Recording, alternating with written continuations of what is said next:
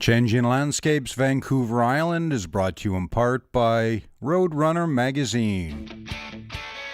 Roadrunner is the most comprehensive resource for motorcycle touring and travel. Read, discover, ride.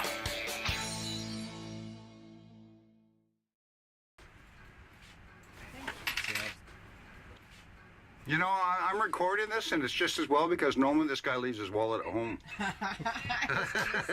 you sure you can afford this? There you go. This time on Changing Landscapes, we're visiting Port Hardy at the north end of the island, home of the giant carrot. Then we'll head to the northeastern tip to rugged Cape Scott Provincial Park before sliding back down to Coal Harbour, home of the last whaling station on the west coast of Canada, an old Royal Canadian Air Force base, and of course Joey's Museum. Sign on the way into town said it's a whale of a town, and that was one whale of a road. Alright, it's Nomadic Bull and the Sun Guy. I was just waiting. Vancouver Island, British Columbia. That's a little island off the west coast of Canada.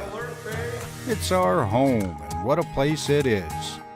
My name is Scott Wilson, and I'd like you to join me and my good buddy Dominic Medlinski as we explore our island.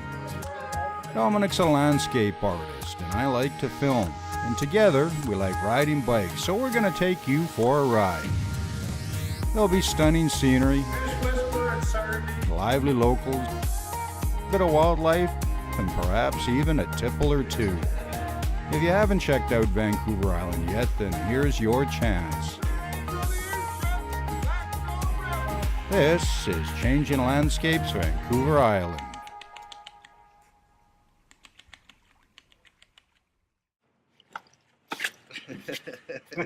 Alright, it's the Nomadic Bull. And the Sun Guy. Okay, today we're in Port Hardy, which is, whereabouts is Port Hardy? Most northerly town of Vancouver Island.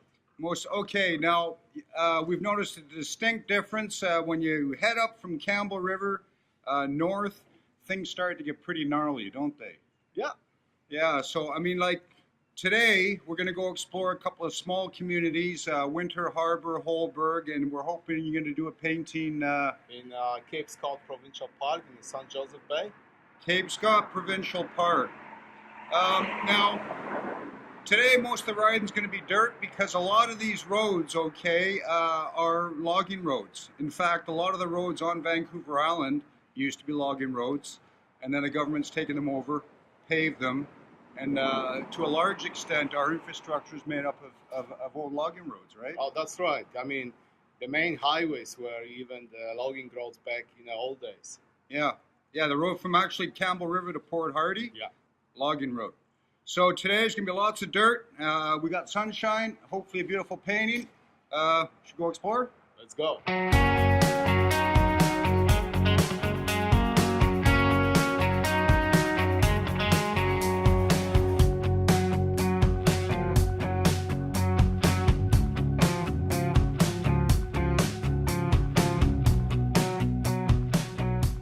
Okay, so here we are. We're about to head out, but before we go, this road, there's no stores at the end of the road. So we're going to stock up with some fresh goodies. Sounds good. They look very fresh. Okay, and we met Barbara over here at Alert Bay, and she said she was going to be here this morning, so we're going to come down and get some fresh fruit because apparently her produce rocks. Now, I'm just going to come back here for the viewer because basically what you do here is your business, it's a converted trailer, and you've set it up with fresh produce. From the Okanagan. From the Okanagan. Fresh apples, fresh pears, fresh plums.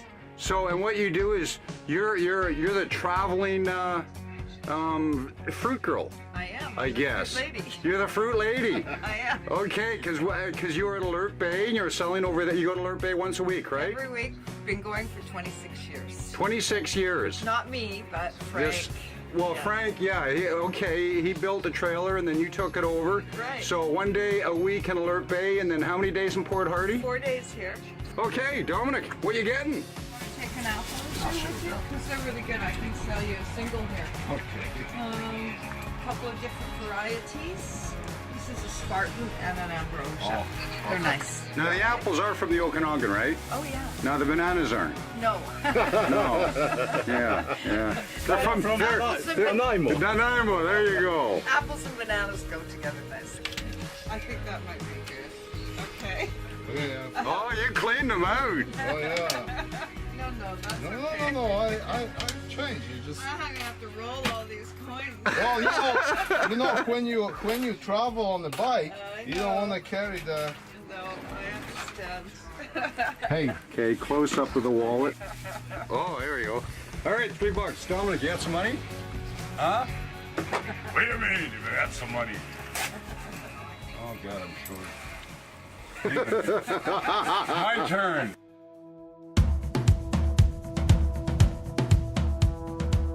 Cape Scott Provincial Park lies at the end of a gravel road. The park sits at the northwestern tip of Vancouver Island.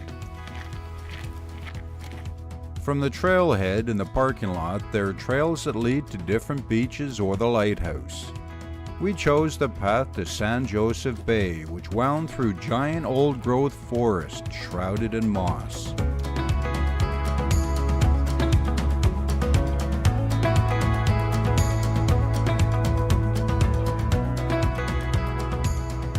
I chose this location because of the rock stacks that I have in front of me. The tide is currently out, and in about 2 to 3 hours we'll come through the rocks. What's really beautiful about it that there is a high contrast between dark and light, and also between warm and cool, especially between the very fine light sand and the shadows, purple blue shadows created by the rock stacks.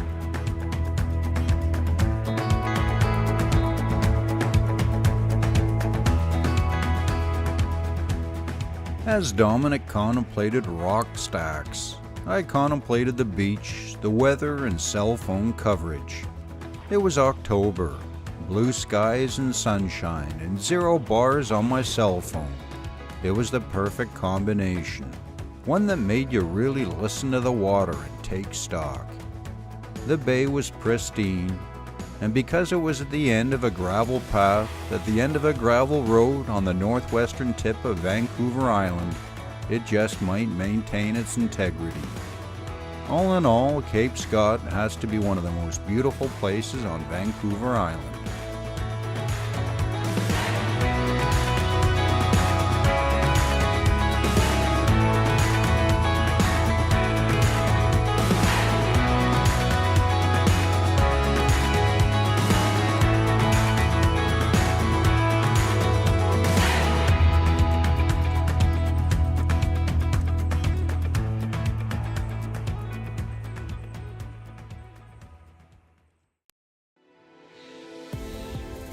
All paintings created during the filming of this series are available for purchase on Dominic's website at www.paintingjourneys.com.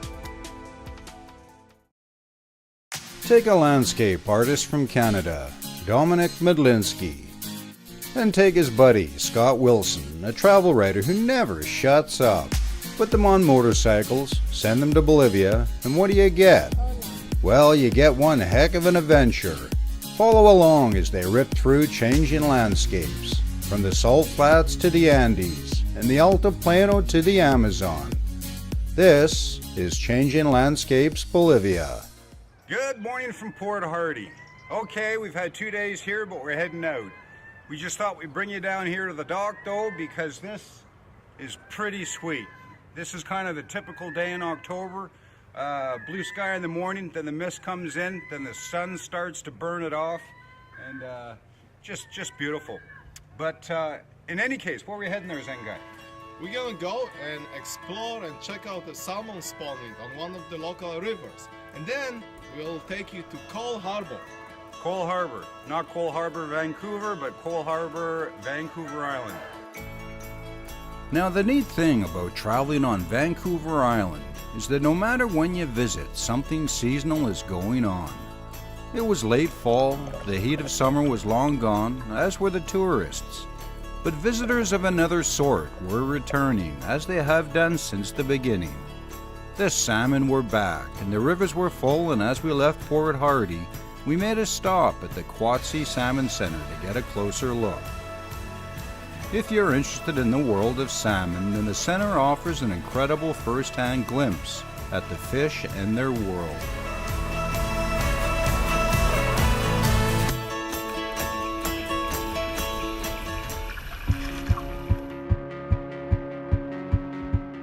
With our little meet and greet with the salmon over, we headed down the road to Coal Harbour. It's a short little jaunt from Port Hardy over a beautiful road with little traffic.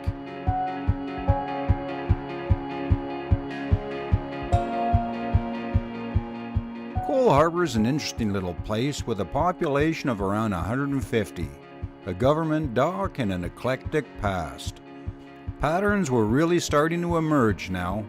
We've been seeing lots of boats, lots of seagulls, and lots of the iconic Canadian de Havilland beavers. Welcome to coastal Vancouver Island. After our arrival, we found our way to our hosts, Anne and Frank at the Dolphin House Bed and Breakfast. I'm going to send you on a long walk. On a short pier, yes. Weekend pier. I've got a short pier. So, oh, his jokes. No. We know this, he is quite clever. No, don't make those jokes. All right, this is the kind of reception we've gotten. We're here at the Dolphin House Bed and Breakfast in Coal Harbour, and Anne and Frank have very graciously offered to put us up for a couple of nights, and we had to get this on film because they have a couple of stories to tell. And yes, and actually, and you're native Coal Harborians, or what are you? So basically, you're not native from the area, are you? No, I'm not. No. In fact, you're from across the pond. That's right. Where are you from? The big pond. I'm from Liverpool. Liverpool. Go on, give us some. You want me to talk like that? Yeah, there we go. Yeah, absolutely. I want to tell you a story. We had a phone call from the Chamber of Commerce in Port Hardy. Yeah. And there's a young boy, he's probably 18. Yeah. And he says, some of us are, because I have on my website, Scouse spoken here. Scouse. Scouse. Okay. Okay. For anyone that doesn't know, Scouse is kind of like a dialect that people That's right. speak from Liverpool, England. So he said, some of us are wondering, what is this scoozy? Scoo- So I'm just enchanted. It's like scoozy. Isn't that elegant? I speak scoozy. Sounds like some dialect you're I'm Italian. trying to tell him, and of course, the first thing I say is, well, do you know the Beatles? And he says, no. Oh, where do you start? And I said, really? How old was he? About 18. Yeah, no. So I said, Ringo. He talks like this. What would you like me to say, fella? And he just hung up. He hung up. Oh, so it sounds like we have quite a day ahead of us tomorrow, Dalton. Oh yeah, sure. Have you decided what you might paint? Yes. What would that be? Are you going to keep that? No, it's It's a say artist. right. No, I have several, 2 or 3 ideas. Mm-hmm. They have to brew in my mind, to sit on it. Vancouver Island is a special place. We all know that. But there's something about the north end of the island that's a little removed from the rest. The long road up whittles out the population, and what you're left with are folks with perhaps, dare I say it, remnants of a pioneer spirit that opened up the land in the first place. And of course, there's the tranquility. I decided to paint this morning, a very calm morning, and I'm focusing on the reflections. So using very loose brush strokes to create a mood, an atmosphere, to capture the essence of this beautiful Vancouver morning ocean view.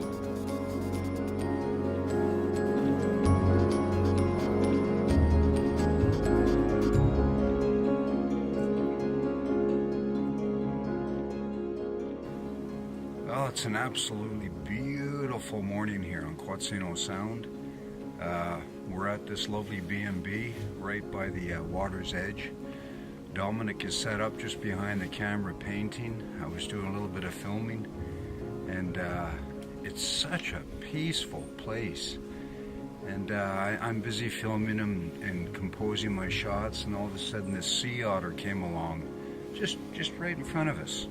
And he was diving down, and he grabbed, whatever he was grabbing, and then he'd bring it back up, and he'd pound it with a rock on his chest to bust it open so he could eat.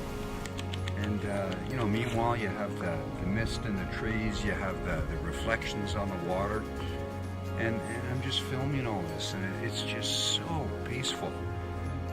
It really is hard to describe the nature that is here. It's so beautiful and peaceful. And, it's lovely.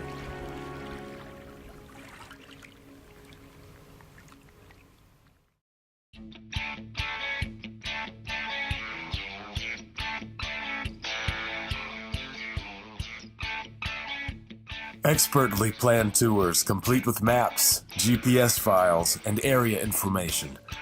Roadrunner is the most comprehensive resource for motorcycle touring and travel. Read, discover, ride.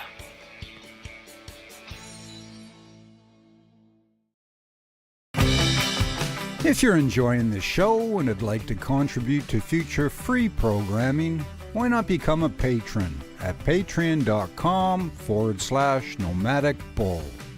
Thanks for watching.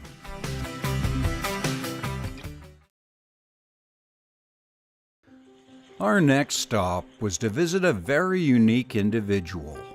This is his place. You may notice he speaks a little differently. That's because he suffered from Guillain-Barré syndrome, which attacks the nervous system. Joel Eilertson, or Joey, spent a year incapacitated, 6 months of that in hospital. Joey's been in Coal Harbour quite a while now, owns 3 de Havilland Beavers, this turbine here taking off, a Cessna, an old Royal Canadian Air Force hangar, and a museum to share the town's past with those that want to look back. After talking to Joey, he agreed to give us a tour, and this is a very small sample of what we saw. Look at that sucker climb. So it's got a little bit of everything. We have a hovercraft prop that was here during the 80s. Air Force pictures over here from 40 to 45. A muzzle-load harpoon gun that was used in the blacksmith shop here at the whaling station. Okay, so just so for the viewer then, Coal Harbour has got a fascinating history. It started off with coal, but the coal was low grade, so it didn't stick. That's right. Then after that, during the war, the Royal Canadian Air Force were based here? Based here basically from about 38 to 45. 38 to 45. That's right. Okay, and so this hangar we're standing in now is an old Air Force base hangar. And And then these- Jordan Gibson bought it after that in 47. And started the whaling station, which was called Western Canadian Whaling. That's a job on up there. Oh my God. You know, that's the small job on. The big job on is up on the main hangar. We're gonna show you something after that'll get you going. Was this the last whaling station in Canada? This was the last one based on the West Coast. There was one in Newfoundland that lasted 2 years longer. So basically then this museum, we cover the Air Force, we cover the whaling, and we also cover, I notice you're a big fan of the Canadian Beaver flying airplane. Oh yeah, we have three beavers and 1 turbine. That's a beaver engine, that's a 985, 9 cylinders, and that was developed in 1927. And that's an engine that we still use, exactly the same. And so that's a motor. So, but during the Second World War, what kind of planes were stationed here? It was the Stranair, and the Catalina, which is basically those two airplanes right there. The Stranraer and the Canso. Oh, the Canso Canso. and the That's Catalina. Catalina. Okay. So there used to be 2 hangars here originally, right? That's right. Okay, and one's gone. One's gone because it had live steam in it from the whaling station that just deteriorated to the point of whatever. Had to be torn down. Yeah, that's the Hornsby tractor. That was built in 1909. And it originally went up to Dawson City to move coal from a coal mine. But it never worked. So then in the 30s, 1930, they brought it down to Trotino Town and tried logging with it. And that's the size of bigger than a D9 machine. And the only part that's left is this track frame, which is what you're seeing up at the other building. And that pattern, that's the only steam tractor that was ever built, and that pattern was sold to Caterpillar. So that's the forerunner of Caterpillar. The museum grows one room at a time. In the second room was a fire truck Joey had restored and a collection of chainsaws. In the third was a collection of phones. Then there was the hangar itself. Okay, and you figure this can be restored? But I think we can restore it, yes. That's an air compressor. It's an Ingersoll brand, diesel-driven air compressor.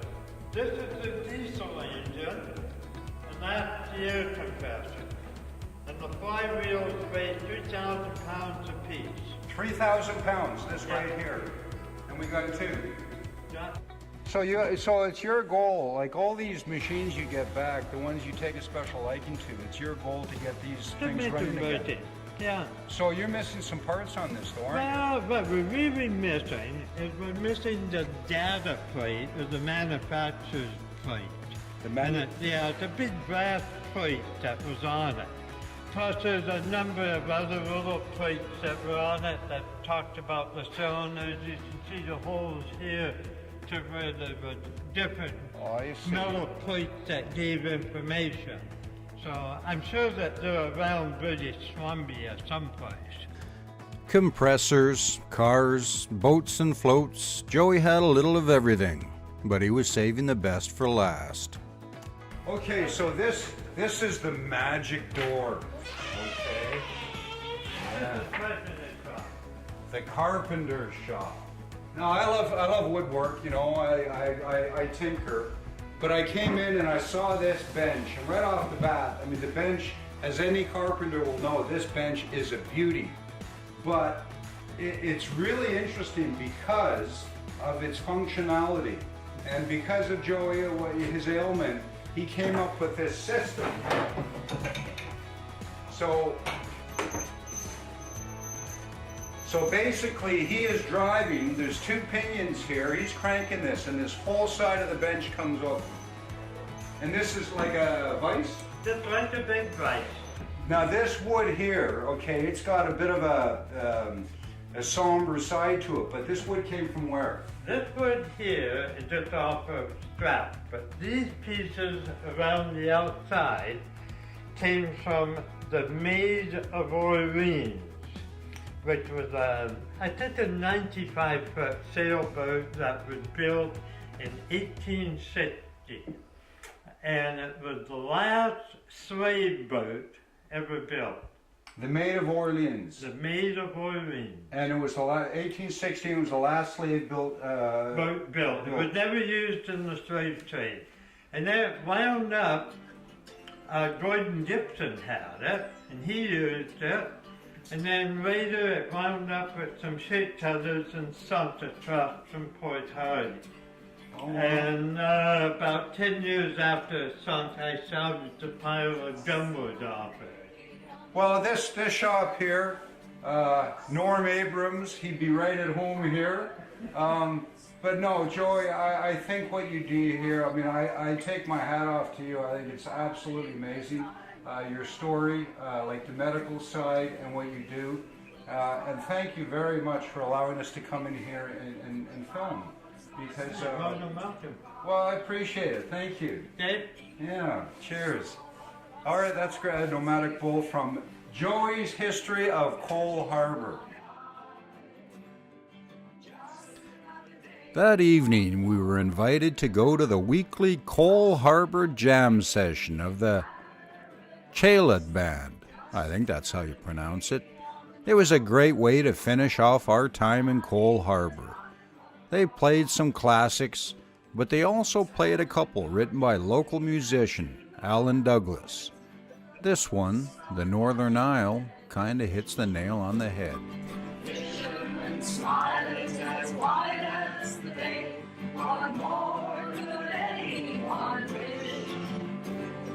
Just another day on the Northern Isle. Just another day in paradise. Just another day on the Northern Isle. Having the time of our lives. That blackbird walks out to San Joseph Bay as the bears turns lost on the beach. Seagulls dance on the ocean spray as the whale runs out to reach. Just another day on the Northern Isle. Just another day in paradise. Just another day on the Northern Isle. Having the time of our lives. Lay on Story's beach as the bluebird watches with pride. Eagles sail on driftwood seas, awaiting the turn of the tide. There's no doubt about it. The north end of Vancouver Island is a special place. And we had an absolute blast, and, well, we look forward to going back.